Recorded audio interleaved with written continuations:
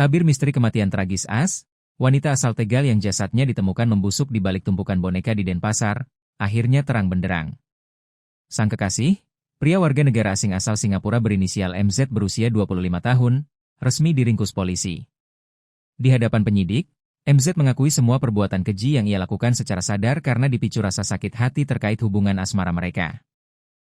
Kapolresta Denpasar, Kombes Pol Leonardo David Simatupang menjelaskan, amarah pelaku berujung pada tindakan penganiayaan berat yang merenggut nyawa korban. Secara sadis, MZ mencekik leher kekasihnya sendiri selama kurang lebih 15 menit hingga korban kehilangan napas dan meninggal dunia. Korban As dan pelaku diketahui merupakan sepasang kekasih yang selama ini tinggal bersama di Bali sebelum konflik asmara yang berujung maut ini terjadi.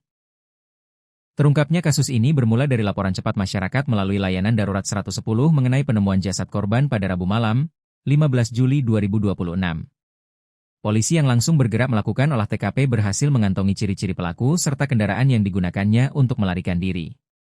Kejar-kejaran pun terjadi. Hanya dalam waktu sekitar 3 jam setelah jasad korban ditemukan, tim gabungan Polda Bali dan Polresta Denpasar berhasil mencegat MZ di kawasan Jalan Bypass Ngurah Rai saat ia hendak kabur ke arah Sanur. Pelaku sempat memberontak dan mencoba melawan, namun petugas berhasil melumpuhkannya. Selain menghadapi jerat hukum kasus pembunuhan, penyidik juga menemukan fakta mengejutkan terkait status keimigrasian pelaku.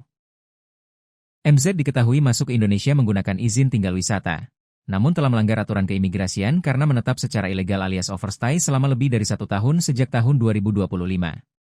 Atas pengungkapan cepat ini, Kapolresta Denpasar mengapresiasi keaktifan masyarakat yang segera melapor melalui layanan panggilan darurat 110, sehingga pelaku keji ini bisa segera diseret ke meja hijau untuk mempertanggungjawabkan perbuatannya.